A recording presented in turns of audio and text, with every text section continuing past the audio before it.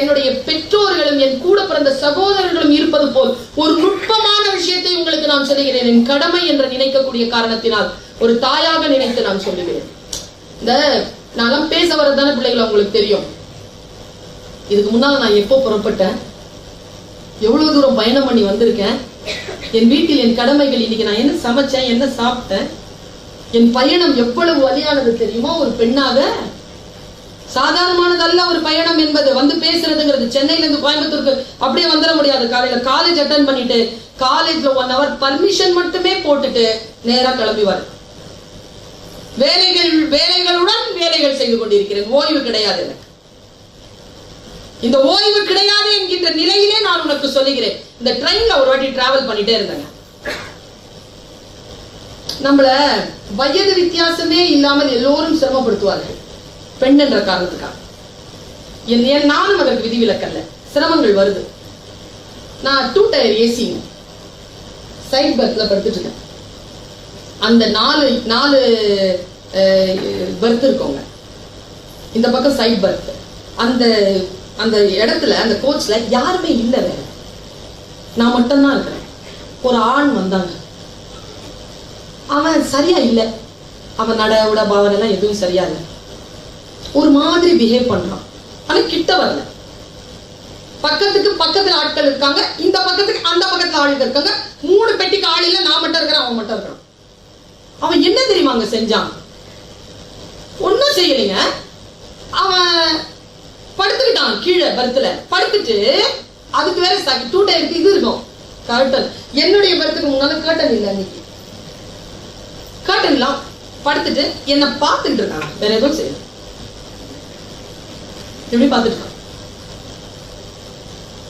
நான் டைம் ஆயிடுச்சுங்க, அசையல பார்த்துக்கிட்டே இருக்கான். எனக்கு பயங்கரமா டிஸ்டர்ப் ஆகுது. நான் என்ன பண்ண, உடனே படுக்கை இழுக்க போட்டுட்டு படுத்தேன், திருப்பி படுத்தேன். ஆனா உணர்வு அப்படி இருக்கு. எவ்வளவு நேரம் அப்படியே படுத்திருக்கிறது? 3 மணி நேரம். இந்த பக்கம் திரும்பி படுத்தா அப்படியே பார்த்துட்டு இருக்கான். மறுபடியும் டிஸ்டர்ப், தூக்கமே இல்லை. அப்புறமா எழுந்தான், அப்படியே நடந்தான், போனா பாத்ரூமுக்கு, மறுபடியும் வந்தான், மறுபடியும் உட்காந்தான், பொசிஷன் மாத்தி உட்காந்து மறுபடியும் பாக்குறான். எனக்கு தூக்கமே இல்லைங்க அன்னைக்கு நைட் எல்லாம். ஆனா அவன் கிட்ட வரல. கிட்ட வந்தான் அவன் செத்தான். அவன் கிட்ட வரல. ஆனா நான் ரொம்ப அலர்ட்டா தான் படுத்திருக்கிறேன். கிட்ட வரல. இதுல காலையில் ஆச்சுங்க. என் வீட்டுக்கு போயிட்டு தூங்கி வெஞ்சிட்டு போறேன். எங்க வீட்டுல சொன்னாரு, என்ன தூங்கலையா ராத்திரிலாம் அப்படின்னாரு. தூங்கலப்பா, இந்த மாதிரி ஒரு பிரச்சனைப்பா. என்ன பிரச்சனை பாருங்க. ஆண்களுக்கு மட்டுமே தெரிந்த ரகசியம். பெண்கள் நமக்கு தெரிய மாட்டேங்குதுங்க. ஆண்களுக்கு தான் அந்த மொழி தெரியும். நீங்கள் பெண்களுக்கு சொல்லிக் கொடு. ரொம்ப சொல்லி விட்டா உஷாராயிருவாங்களோன்னு நினைக்காதீங்க, சொல்லிக் கொடு. அவர் சொன்னாரு, அவனுக்கு என்ன கிடைக்கணுமோ அது கிடைச்சிருச்சு, அவன் ஜெயிச்சுட்டான் அப்படின்னாரு. என்னப்பா அப்படி சொல்றீங்க, என்ன ஏன் இவ்வளவு எக்ஸல் பண்றீங்கன்னு கேட்கிறேன் நான். இல்லம்மா, அவன் நோக்கம் உன்னை டிஸ்டர்ப் பண்றதுதான், உன்னை தொடர்றது இல்ல. நீ அவனால டிஸ்டர்ப் ஆயிட்டல, அது அவனுக்கு போதும். அவன் ஜெயிச்சுட்டா, நீ தோத்துட்ட. நீ என்ன பண்ணிருக்கணும்? நிம்மதியா படுத்து தூங்கி இருக்கணும். நீ தான் கிட்ட வந்தா அடிக்க தயாரா இருந்தல, கிட்ட வந்தா அப்புறம் அடிச்சுக்கலாம். அந்த வாழ்க்கைய வீணாக்குன நீ. அந்த நைட்டெல்லாம் ஏன் வீணா போன? அப்படி வீணா போறதுதான் அவனுக்கு நோக்கமே. அவன் நோக்கம் ஈடேறியது. நீ அலட்சியப்படுத்தி இருந்தால் அவன் தோற்று இருப்பான். அவன் தூங்காமல் துடித்து கொண்டு இருந்திருப்பான். நீ நல்லா நிம்மதியா தூங்கி இருந்திருப்ப. வாழ்க்கையில் மற்றவர்கள் எதிர்க்கின்ற பொழுது அல்லது நமக்கு துன்பம் தருகின்ற பொழுது அதற்கான ஆயுதங்கள் எது என்று நமக்கு தெரியவில்லை. குழந்தை, பெண்களுக்கான ஆயுதங்கள் எது என்று சகோதரர்களை சொல்லிக் கொடுங்கள். ஆடையை முழுமையாக அணிந்து கொள்வதுதான் சுதந்திரம் என்பதனை சொல்லிக் கொடுங்கள். ஆடையை குறைத்து அணிந்து கொள்வது என்பது அடிமைத்தனம் என்பதனை சொல்லிக் கொடுங்கள். உடல் என்பது ஒரு பெண்ணுக்கு ஆயுதம் என்பதனை சொல்லிக் கொடுங்கள். இது சுயமரியாதையான விஷயம் என்பதனை சொல்லிக் கொடுங்கள். ஒரு பெண்ணிற்கு கேலி செய்வது பிடிக்காது என்பதை பெண்களை ஆண்களுக்கு சொல்லிக் கொடுங்கள். நமக்கு பிடிக்காது தெரியுமா? கேலி செய்தால் பிடிக்குமா? பிடிக்காதுங்க. மனைவியை மட்டும் கேலி செய்து விடாதீர்கள். ஏன் தெரியுமா? சின்ன வயசுல கேலி பண்ணிடுவாங்க. ஒருத்தர் கேலி பண்ணாரு பாருங்க, ஒரு கேலி. தன்னுடைய கொழுந்தியா இருக்காங்கல்ல, வைஃபனுடைய தங்கச்சி, அவங்க மாமியார் இறந்து போனாங்க. இந்த மாப்பிள்ளையால முடிஞ்சது, சாவுக்கு போக முடியல. மனைவியை மட்டும் அமைச்சு வச்சுட்டாரு. 10ஆம் நாளுக்கு போய் அவரு அவங்களுக்கு அந்த தன் கொழுந்தியாகிட்ட பேசுறாராமா. கிண்டலு கொழுந்தியாட்ட, இங்க பாருங்க, நான் உங்க மாமியாருடைய சாவுக்கு வரலங்கிறதுனால நீங்க என் மாமியார் சாவுக்கு வராம இருந்துடாதீங்க. எப்படி இருக்குது? அவர் சொல்லும் போது அவருக்கு 35 வயசுங்க, இன்னைக்கு அவருக்கு 70 வயசுங்க. அந்த அம்மா இப்ப வரைக்கும் வச்சு செய்யுது. சிக்கனார் சின்ன வயசுல தெரியாத கேலி கிண்டல்லாம் 60 வயசு ஆனதுக்கு அப்புறம் அது ஒன்னொன்னா கோத்து வச்சிருக்கோம்னா ஒன்னொன்னா எடுத்து விடும். அப்புறமா நீங்க தவிக்க வேண்டியதுதான். சிறிய வயதிலேயே பெண்களை மிகவும் கண்ணியத்துடன் நடத்துதல். மிக நுட்பமான ஒரு விஷயத்தை உங்களுக்கு நான் சொல்லுகிறேன். இப்போதான் இதை பற்றி சிந்தித்து வந்தேன். எனக்கு ஒரு வாட்ஸ்அப்ல ஒரு செய்தி வந்தது. இது எத்தனை பேருக்கு தெரியும் தெரியாது என்றது எனக்கு தெரியாது. நிர்வாகத்தில் இருக்கக்கூடிய பெண்கள், மூத்த பெண்கள், அவர்களுக்கு மூத்ததாக இருக்கக்கூடியவர்கள், அவர்களை வழிநடத்தக்கூடியவர்கள் புரிந்து கொள்ளக்கூடிய விஷயம் என்பதற்காக நான் சொல்லுகிறேன். தமிழகத்தில் தற்கொலை செய்து கொள்கின்ற பெண்களினுடைய விகிதாச்சாரம் கூடிக்கொண்டிருப்பதற்கான காரணம் என்ன என்று ஆய்வு கொண்டிருக்கிறார்கள். ஸ்ட்ரெஸ் சொல்றாங்க. ஆண்களும் செத்து போகிறார்கள், அவர்களும் சூசைட் பண்ணிக்கிறார். ஆனால் பெண்களுடைய விகிதாச்சாரம் அதிகமா இருக்கு. தீயிட்டு தற்கொலை செய்து கொள்கிறார். ஒரு போஸ்ட்மார்ட்டம் பண்ற ஒரு டாக்டர் சொல்றாரு, அந்த போஸ்ட்மார்ட்டம் பண்ணும் பொழுது 99.8 பெண்களுக்கு, 100 பேர் செத்துருக்காங்கன்னா போஸ்ட்மார்ட்டம் பண்ணும்போது 99.8 பேருக்கு கர்ப்பப்பையில் சினை முட்டைகள் இருக்கின்றன. அப்படின்னா மாதவிடாய் வருவதற்கு 2-3 நாட்களுக்கு முன்னால் இந்த தற்கொலை நடக்கிறது. இப்படி ஒரு ஆய்வு சொல்லப்பட்டது. ஆக மாதவிடாய் வருவதற்கு, மென்சுரேஷன் பீரியட் வர்றதுக்கு 3-4 டேஸ் இருக்குதா? உங்களுக்கு அந்த டேட்ஸ் தெரியுதா? உங்களுக்கு ஸ்ட்ரெஸ்ஃபுல்லா அன்னைக்கு நீங்க ஃபீல் பண்றதுக்கு ஆரம்பிக்கின்ற பொழுது அந்த நாட்களை சுய உணர்வோடு நோட் பண்ணி வச்சுக்கோங்க. தியானத்தில் இருங்கள், நல்ல மியூசிக் கேளுங்க, அன்றைக்கு 2-3 வேளை குளியுங்கள், உடற்பயிற்சி செய்யுங்கள், நல்ல இசையை கேளுங்கள், நல்ல தியானத்தையும் வழிபாட்டையும் முன்னெடுங்கள். இந்த கெக்க பெக்கன்னு சிரிக்கிற சேனல் இருக்குல்ல, அது ஒட்டு மொத்தமா உட்கார்ந்து பாருங்க. ஸ்ட்ரெஸ் பஸ்டர் பண்ணிக்கோங்க. அந்த 3 டேஸ் உங்களுக்கு அதாவது மாதவிடாய் ஆரம்பிக்கிற 3 டேஸ் கிடையாது, மாதவிடாய்க்கு முன்னால் இருக்கக்கூடிய 3 நாட்களில் நீங்கள் கவனமாக இருங்கள். யாருங்க இதெல்லாம் சொல்லித்தரா? நமக்கு சொல்லி தருவதற்கே ஆள் இல்லையே. யோசித்து பார்த்தால் நமக்கான விடியல்கள் நம் கையில் தான் இருக்கிறது. ஆனா என்ன, நாம் எழுந்து நிற்க வேண்டும். நம் சுயமரியாதை இல்லாத விஷயங்கள் எங்கே நடந்தாலும், அது எனக்கு நடந்தாலும் சரி, அம்மாவுக்கு நடந்தாலும் சரி, இந்த தங்கச்சிக்கு நடந்தாலும் சரி, யாருக்கு நடந்தாலும் அது பெண்ணுக்கு நடந்தது, உனக்கு நடந்தாலும் அது பெண்ணுக்கு நடந்தது. பெண்ணுக்கு எதிராக இருக்கக்கூடிய விஷயங்களை நீ நிச்சயமாக மறுப்பதற்காகவும் எதிர்ப்பதற்காகவும் எதிர்கொள்வதற்காகவும் நீ தயாராக இருக்க வேண்டும். ஒன்னும் இல்லைங்க, இந்த மார்ச் 8 நாள் இல்ல, அதுக்கு முன்னால ஒரு 20 வருஷம் பெரிய போராட்டம் ஒண்ணு நடந்தது. பஞ்சாலையில நடந்த போராட்டம் தான். ஆணுக்கும் பெண்ணுக்கும் சரிசமமாக கூலி வேண்டும் என்பதற்காக பெண்கள் உள்ளிருப்பு போராட்டம் நடத்தி பல பெண்கள் செத்து போனார்கள் அமெரிக்காவில். அதற்கான ஒரு நாள் தான். ஆணுக்கும் பெண்ணுக்குமான கூலி சமமாக வழங்கப்பட வேண்டும் என்று நாம் பேசுகிறோம் என்றால், அது சமமாக வழங்கப்படுகின்ற பொழுது இந்த நாள் பொருள் பொதிந்த நாளாக வருகிறது. ஆணுக்கும் பெண்ணுக்கும் சமமான கூலி வழங்கப்படுறதா? இது ஆம்பளை சமம் பொம்பளை சமம் இன்னைக்கும் சொல்றோமா இல்லையா? என்னமா என்னதான் இருந்தாலும் பொம்பளை சமம் தானே சொல்றாங்களா இல்லையா? பெண்ணிற்கான உடல் உழைப்பு மிக முக்கியம். நான் ஒண்ணு சொல்றேங்க, ஆண் உயிர் பெண் மெய். எப்படி புரிஞ்சுக்கிறீங்கன்னு தெரியல. ஆண் உயிருங்க, அவன் தனித்தும் இயங்குவான், உடலோடு சேர்ந்தும் இயங்குவான். ஆனால் பெண் என்கின்ற உடல் இருக்குல்ல, உயிரோடு சேர்ந்துதான் இயங்கும். அவன் மெய். கணவனுக்கு உடலை தருபவள், குழந்தைக்கு அவன் உடலை தருபவள். கணவனுக்கு தன் உடலை தருபவள், குழந்தைக்கு அவன் உடலை தருபவள். உடலாகவே இருப்பவள் பெண். அந்த உடலாக இருக்கக்கூடிய அந்த பெண்ணிற்கான இருப்பு அது மிக மரியாதைக்குரியது.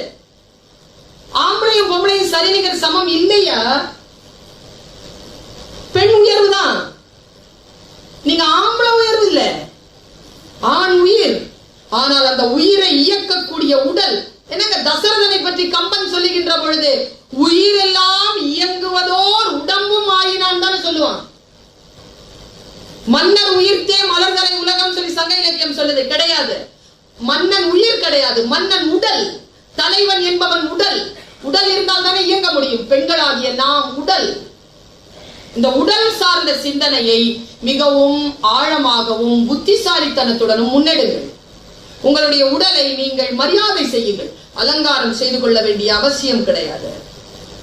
ஆரோக்கியமாக இருப்ப சூப்பர். எதுக்குன்னு சொல்லுங்க. 23 years old, slim, fair, domestically well trained, preferably home size, matrimony. என்ன பண்ண போற நீ? slim, fair, என்ன பண்ண போற? கருப்பு நம் தேசிய நிறம். கருப்பு கலகத்தின் குரல். கருப்பு புரட்சியின் நிறம். புரட்சியின் நிறமாகும், கலகத்தின் குரலாகும், தேசியத்தினுடைய சுயமரியாதைக்கான நிறமாகவும் கருப்பு இருக்கிறது. ஞாபகம் வச்சுக்கோங்க. அதனால ஒரு டயலாக் வரும், அழுக்காக விடுவேன்றதுனால கருப்பா பெற்றது. நமக்கு அழுக்காகும் பயம் இல்லை. ஓரத்தில் சிகப்பழ. எது என்ன பண்ண போற? நம்பாத. அப்படி யாரே வாரத்தில் சிகப்பழகா இருந்தா எத்தனையோ பேர் சிவப்பா சுத்திட்டு இருப்பாங்களா இல்லையா? பணம் கொண்டவர்கள் இல்ல. சிவப்பாக இருப்பது, சிவப்பு என்பது நிறம், அழகு அல்ல. ஆங்கிலம் என்பது மொழி, அறிவல்ல. ஒரு விஷயத்தின் மீது மோகம் கொள்ளாத. நின்று நிதானித்து நிலை பெற்று நீ பார்த்தால் பெண்ணிற்கான ஏற்றம் என்னன்னு தெரியும். பெண்ணிற்கான சுயமரியாதை என்கின்ற வெளியோடு நீ இரு. நீ பெண்ணா இருக்கிறல்ல, இந்த உலகத்தில் அற்புதமான வாய்ப்பு. The greatest opportunity being a woman is a happiness. Just enjoy that. நம்ம 4 பேர் நின்னோன்னு வச்சுக்கோங்களேன், சிரிப்போமா இல்லையா? இந்த 4 பேர் இங்க நிறுத்தி வைங்க, சிரிக்கிறாங்க. காலையில வந்த உடனே என்னடி இன்னைக்கு சாப்பாடுன்னு சொன்னாலும் சிரிச்சுக்கிட்டே கேட்போம். அவங்க கேட்பாங்க, என்ன சொல்லிருக்காங்க, சாரி என்ன, இப்படிதான் சுத்துவாங்க. நாம தான் அப்படி அதிகார நிலையில் இருக்கக்கூடிய பெண்கள் கூட நம்ம அங்க சாவி, என்ன மேடம் சாப்பிட்டீங்களா, இன்னைக்கு எப்படி இருந்தது இட்லி, சுமாராதான். அதான் மேடம் நானும் சொல்லிக்கிட்டே இருக்கிறேன், நீங்க வந்துட்டீங்க மேடம், சரி சரி சாவி எடு சாவி எடு. இந்த அந்யோன்யம் பெண்களுக்கே உண்டாகும். பெண்கள் இயல்பாகவே மகிழ்ச்சியுடன் இருக்கக்கூடிய தன்மை பெற்றவர்கள். அந்த மகிழ்ச்சியை தொலைக்காமல் இருப்பது, அந்த மகிழ்ச்சியை தொலைக்காமல் இருப்பதற்கான வாய்ப்புகளை அதிகப்படுத்திக் கொள்ளுங்கள்.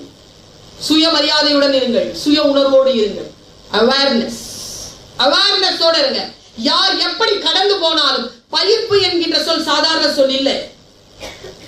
அச்சம், மடம், நாணம், பயிர்ப்புன்னு சொல்றோம்ல, அந்த பயிர்ப்பு என்பது நம்முடைய முழுமையான அலர்ட்னஸ்க்கு பேர் தான் பயிர்ப்பு. யார் நம்மளை பார்த்துட்டு இருந்தா கூட நமக்கு அந்த அலர்ட்னஸ் இருக்கும், அதுக்கு பேர் தான் பயிர்ப்பு. அது வரம். அதை சாகடித்து விடாதீர்கள். அதை அடுத்த நிலைக்கு நம்முடைய அடுத்த தலைமுறைக்கு எடுத்து செல்லக்கூடிய அந்த ஆற்றலை பெண்கள் பெற வேண்டும். பெண்களுக்கான சுயமரியாதை, பெண்களுக்கான சுய விழிப்புணர்வுக்கான சூழலை ஏற்படுத்துங்கள். நான் 2 செய்தி உங்களுக்கு சொல்றேன். இப்போ சமீபத்துல நான் அதை பதிவு பண்ணிருக்கேன். எந்த பெண்ணின் அந்தரங்கத்தை பற்றியும் யாரும் பேசாமல் இருந்தது.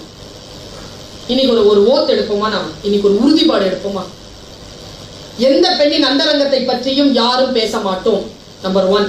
நம்பர் 2, யாருக்கேனும் எந்த விபத்தோ, பாலியல் ரீதியான எந்த விபத்தோ நடந்திருந்தால் அதை அடுத்தவர்கள் காதிலே பரப்ப மாட்டோம்.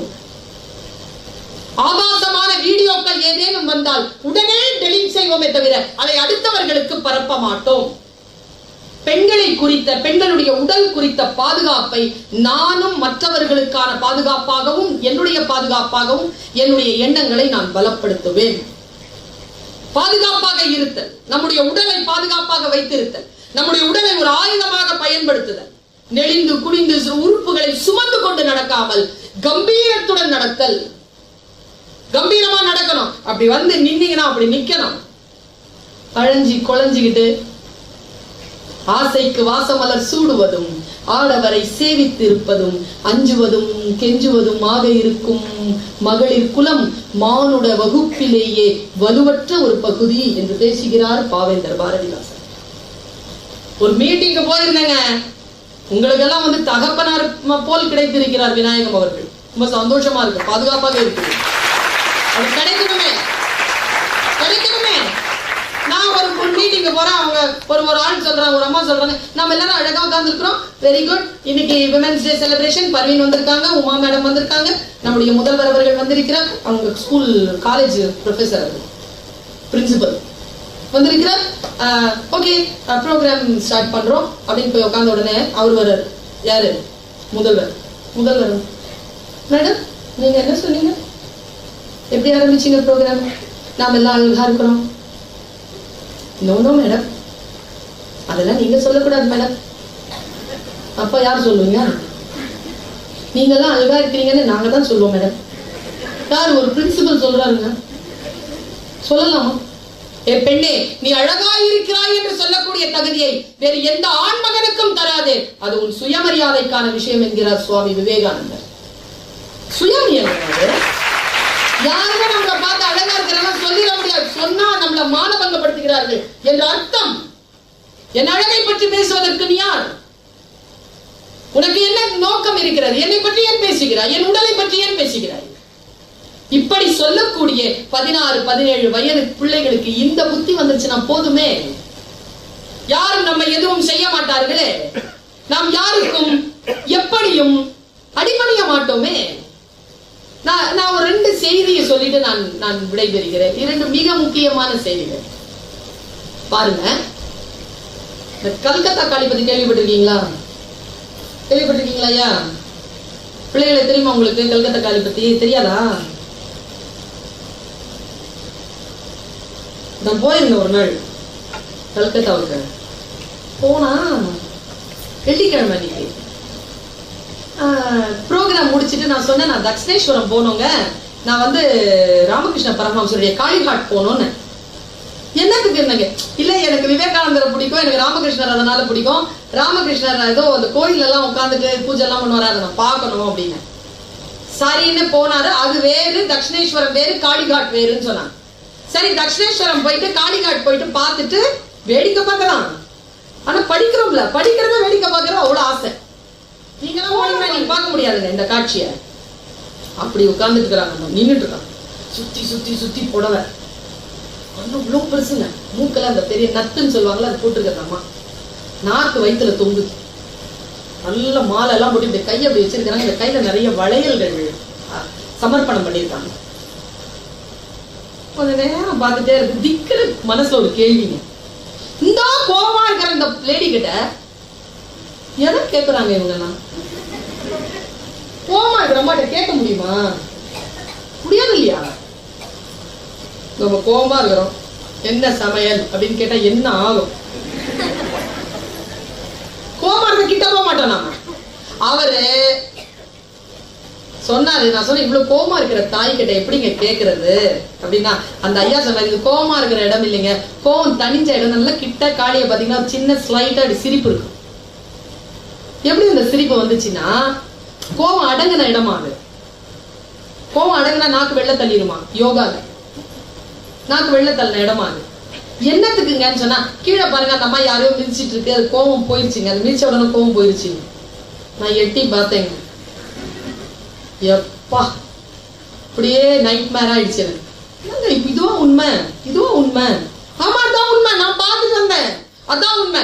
என்னன்னா சிவபெருமானும் பார்வதியும் காளியும் உட்கார்ந்துருக்காங்க, பார்வதியும் உட்கார்ந்துருக்காங்க. எல்லாரும் சிவன் கிட்டயே வந்து பேசிட்டே இருக்காங்களா. பார்வதிக்கு கொஞ்சம் அதுல மன பிரச்சனை. எல்லாரும் சிவபெருமான் கிட்ட போறாங்க, நம்ம கிட்ட யாருமே எதுவும் பேச மாட்டேங்கிறாங்க. நம்ம வீட்டுல கூட பத்திரிக்கை யார் பேர்ல வைப்பாங்க? மிஸ்டர் சிவபெருமான் பேர்ல தான் வருமே தவிர மிஸ்டர் சிவபெருமான் எல்லாம் வந்து நம்மளே கூட்டிட்டு வந்துடும். அண்ட் ஃபேமிலி தான், அவங்க பேரே வர மாட்டேங்குது. அந்த அம்மா வந்து சுயமா ரெகக்னிஷன் வேணும்னு எழுந்து ஆடுதுங்க. எழுந்து போயிடுச்சு. எழுந்து போன உடனே இப்ப பெண் கோவப்பட்டா ஆண் என்ன பண்ணுவான்? நம்ம வீட்டுல நம்ம அப்பா என்ன பண்ணுவாரு? அம்மா கோவப்பட்டா சைலண்ட்ல போயிட மாட்டாரு, அவர் சைலண்ட்ல போயிட்டாரு. யார்? நம்ம சிவபெருமான். அந்த அம்மா கிடந்து ஆடிக்கிட்டே இருந்துச்சான். ஆடி ஆடி ஆடி உடம்பெல்லாம் அருந்து விழற மாதிரி ஆடி ஆடி ஆடி ஆடி பிரபஞ்சமே அழியிற அளவுக்கு வந்தா. விஷ்ணு கிட்ட போய் கேட்கறாங்க, பிரம்மாட்ட போய் கேட்கறாங்க, யாருமே அந்த அம்மா கோவத்தை அடக்க முடியாத. சிவபெருமான வந்து கூப்பிட்டாங்க, உங்க மிஸ்ஸஸ் தானே ஆடிட்டு இருக்கு, வந்து கொஞ்சம் சமாதானப்படுத்துங்க, உலகமே அழிஞ்சிரும். புது மாப்பிள்ள அதை கேட்டு வச்சுக்கணும். போயிட்டு அவர் என்ன பண்ணாரு, நேரா போய் சக்தி அப்படின்னாராம். அந்த அம்மா ஆடிக்கிட்டே இருக்குது. இங்க பாரு, உனக்கு ரெகக்னிஷன் வேணும், அவ்வளவுதானே. யாருக்கிட்ட உனக்கு ரெகக்னிஷன் வேணும், யாருக்கிட்ட உனக்கு அங்கீகாரம் வேணும், இங்க பாரு அப்படின்னா ஆடிக்கிட்டே இருக்கு. இந்த பாரு, ஏன் என்னதானே எல்லா உலகமும் நம்புது, இந்தா நானே உனக்கு தான், இந்தா எடுத்துக்கோ அப்படின்னு கிட்ட போறான். 10 பாட்டுக்கு ஆடிக்கிட்டே இருக்கு. அடங்க மாட்டேங்குது. அது கோபத்துல ஆடினா அடங்காதுல்ல அவ்வளவு சீக்கிரம். ஆடிக்கிட்டே இருக்கும் பொழுது என்னடா இது கேட்கவே மாட்டேங்குது. அம்மா மன்னிச்சிருமா தாயே அப்படின்னு காலில் விழுந்துட்டாருங்க. அவரு காலில் விழுந்தா அந்த அம்மா ஓங்கி ஒரு மிதி மிதிச்சுட்டு பாருங்க காலில். சிவபெருமான் அப்படி பல்லாக கிடக்கிறாரு. அப்படி சக்தி காலை எடுத்து வச்சுட்டு இருக்கு. அதுதான் காளி காட்டுல நான் பார்த்த காட்சி. கீழே சிவபெருமான் கிடக்கிறாரு, மிதிச்சுட்டு இருக்குது காளி. காளிக்கு கோபம் வந்தால் அவள் காலடியில் தன்னை கொடுத்து குடும்பத்தை காப்பாற்ற வேண்டும் என்று அந்த சிவபெருமானுக்கு தெரிவது போல் நம்பியிடங்களில் இருக்கக்கூடிய அவர்களை அடக்க வேண்டும் என்று நினைக்காமல் அவர்களுக்கு ஆட்படுவார்கள். ஒரு நுட்பமான ஒரு செய்தி குழந்தைகளே. 1709 துருக்கியில் பிறந்த ஒரு மிகப்பெரிய ஞானி, சூஃபி ஞானி.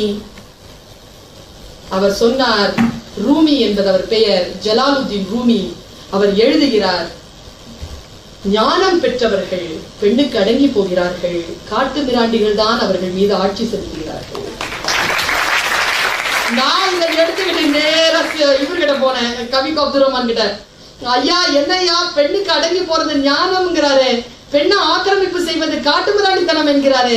ரூமி எனக்கு விளங்கலையா, எனக்கு சொல்லுங்க. உடனே அவர் சொன்னார், அடி பெண்ணே உனக்கு தெரியாதா, பெண்ணுக்கு அடங்கி போனால்தானே அவள் மீது ஆட்சி செலுத்த முடியும். பெண்ணுக்கு அடங்கி போவதுதான் அவள் மீது ஆட்சி செய்வதற்கான ஒரே வழி.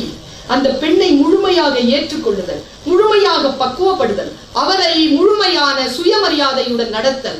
இன்னொரு விஷயம் என்னன்னா, நம்மை சுயமரியாதையாக நடத்தக்கூடிய வாய்ப்புகளை நாம் தவற விடாமல் பிடித்துக் கொள்ளும். பல நேரங்களில் நாம் என்ன செய்கிறோம், நமக்கான ஆசீர்வாதங்களை நாம் தள்ளி வைத்து விடுகிறோம். நமக்கான சிறிய சிறிய புத்தி இனத்தினால் நமக்கான மிகப்பெரிய வெளிகளை, ஆகாசத்திற்கு மேலாம் போய் அடையக்கூடிய ஞானத்தை நாம் விட்டு விடுகிறோம். பாரதி இதுதான் சொல்லுகிறான், பெண்ணிற்குள் ஞானத்தை வைத்தான் புவி பேணி வளர்த்திடும் ஈசன், மண்ணிற்குள் சில மூடர் நல் மாதர் அறிவை கெடுத்தார் என்று பேசுகிறார். இந்த பூமியில் நம்முடைய மானத்தை, நம்முடைய அறிவை, நம்முடைய ஞானத்தை கெடுக்காத சூழ்நிலையில் நாம் எழுந்து நிற்க வேண்டும். உங்களுக்கு நான் எனக்கு சில விஷயங்களால சில பாத்திரங்கள் பிடிக்கும். நீங்க எந்த ஒரு பாத்திரத்தையும் சொல்லுங்க. இன்னைக்கு ஏதாவது இலக்கிய பெண் பாத்திரம் சொல்லுங்க. நீங்க ஏதாவது புராண இலக்கியங்களில் வருகின்ற பெண்கள், கண்ணகி,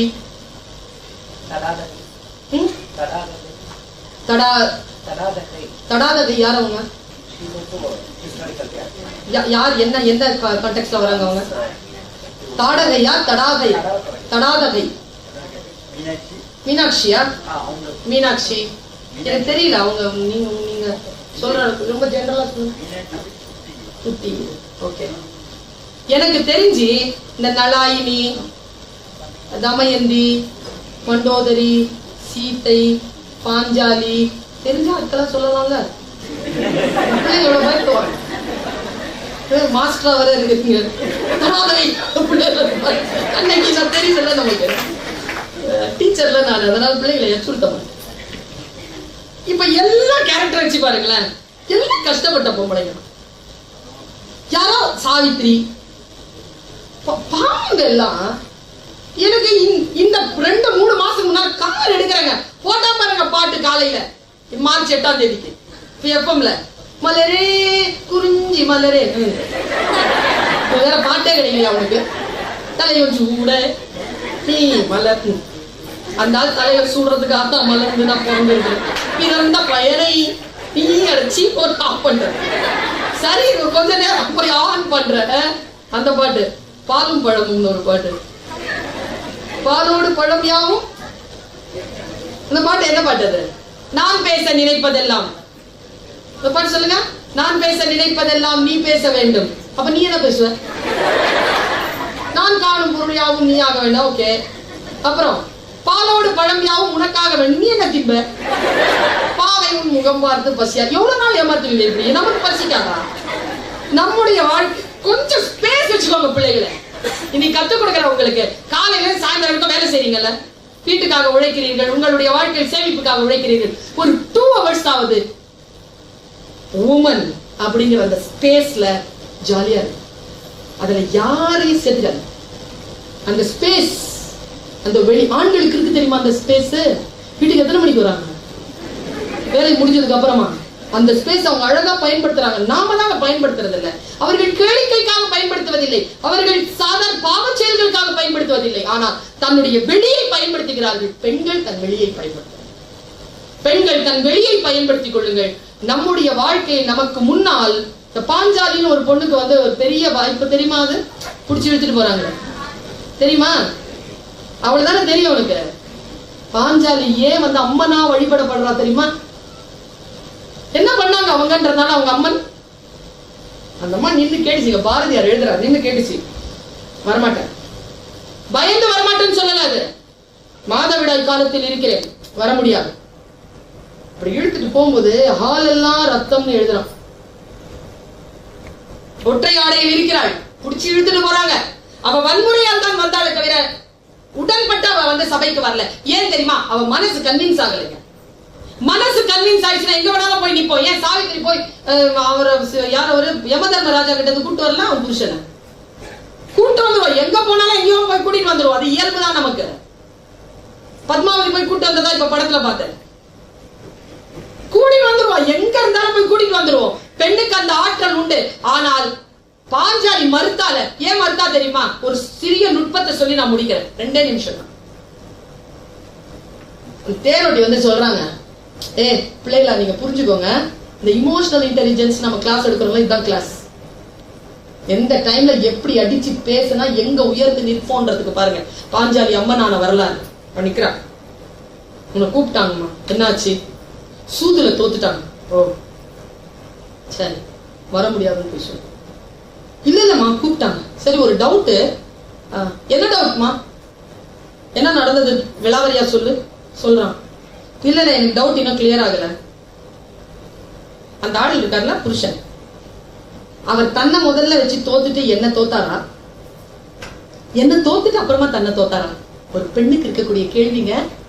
கணவன் தன்னை இழந்த பிறகுதான் என்ன கொடுத்தானா, இல்ல ஃபர்ஸ்ட் என்ன அடகு வச்சுட்டான் அப்படின்னு கேட்ட உடனே அந்த ஐயா சொன்னாரு, எப்படிமா உன்னை முதல்ல வைப்பாரு? அவர் முதல்ல தன்னைதாமா இழந்தாரு, அப்புறமா தாமா உன்னை இழந்தாருடன் சிரிச்சுட்டே அந்த அம்மா சொல்லுச்சு. உனக்கு அப்படியே புரியும். நாயகர் தான் தம்மை தோற்ற பின் என்னை நல்கும் உரிமை அவருக்கு இல்லை. என்ன சாத்திரத்தால் என்னை தோற்றிட்டார்? பைலா என்னது ஏதாவது இருக்குதா? என்ன லால என்ன தோத்தாரு? புலை தாயத்திலே விலைப்பட்டவர் அவர். புவி ஆளும் திரௌபதன் கண்ணினான். அவர் புலை தாயத்திலே விலைப்பட்டவர். நான் மிஸ்ஸஸ் பாஞ்சாலி எல்லாம் கிடையாது, மிஸ் திரௌபதி. மியூச்சுவல் டைவர்ஸ் பேர் இருக்கு. மியூச்சுவலா ஒரு divorce கொடுத்துறாரு. I am not Mrs. Panjali, go to hell. I am Miss Draupadi. எங்க அப்பா திரௌபதன், நான் திரௌபதி, நான் ராணி. அந்த ஆள் அடிமை. அடிமைக்கெல்லாம் ராணிய வந்து வைக்கிறதுக்கான எந்த உரிமையும் கிடையாதுடா, போய் சொல்லுன்னு நின்னு கர்ஜிச்சாங்க அந்த பாஞ்சாலி அம்மன். நான் எங்க வியக்கிறேன்னா, இது இப்படி சொல்லிடுறோம், நம்ம நல்ல தைரியமா சொல்லிடுறோம், பிடிச்சி இழுத்தாங்க, எல்லாம் வேலை எல்லாம் முடிஞ்சது, கண்ணன் வந்தாரு, எல்லாமே முடிஞ்சு கடைசியா இந்த மாதிரி உட்கார்ந்து இருக்கிறாரு. இதுல திருதராஷ்டிரன் காலில் விழுது. அந்த அம்மா எல்லாம் இப்படி பார்த்துட்டு இருந்தீங்களேன்னு சொல்லி கத்துது. அப்ப அவர் சொல்றாரு, என் மனசு ரொம்ப கஷ்டமா இருக்கு. சரி, ஏதாவது 2 வரம் கேளு. இதாங்க பெண்மை. விநாயகம் ஐயாவுக்கு தெரியும், பரஞ்சோதி ஐயாவுக்கு தெரியும் இந்த பெண்மையினுடைய ஆழம். ஏனென்றால் வயது, அனுபவம், வாழ்க்கை நமக்கு எல்லாருக்கும் தெரியணுங்கிறதுனால சொல்றேன். அந்த அம்மா சொல்லுச்சு, என்னுடைய கணவன்மார்களை நீங்கள் விடுதலை செய்யுங்கள், என் தாய் நாட்டை விடுதலை செய்யுங்கள். 2 வரம். அவரு கத்துறாரு, என்னம்மா தப்பு பண்ணிட்டியம்மா, கணவன்மார்களோடு சேர்ந்து உன் விடுதலை நீ பெறவில்லையே. அந்த அம்மா சொல்றியோ, நான் தான் அடிமையே இல்லைங்க, நீ யாருப்பா எனக்கு விடுதலையை கொடுப்பதற்கு என்று கேட்டா பாருங்க, அங்கே எழுந்து நிற்கிறாள் அந்த அம்மன். நாம் உள்ளுக்குள் தான் குழந்தைகளை, பெண்களை சிதைந்து போகிறோம். இந்த சிதைவுகள் இல்லாமல் சுயமரியாதையோடு எழுந்து நிற்கின்ற பொழுது நமக்கு தவறாக நடக்கக்கூடிய விஷயங்கள் நம் கண் பாரானா போய் விழும். எங்கேயோ போய் நாம் சிக்கிக்கொள்ள மாட்டோம். இந்த விழிப்புணர்வோடு, இந்த சுயமரியாதையோடு நீங்கள் அடுத்தடுத்து வரக்கூடிய நாட்களை நீங்கள் சந்திக்க வேண்டும் என்கின்ற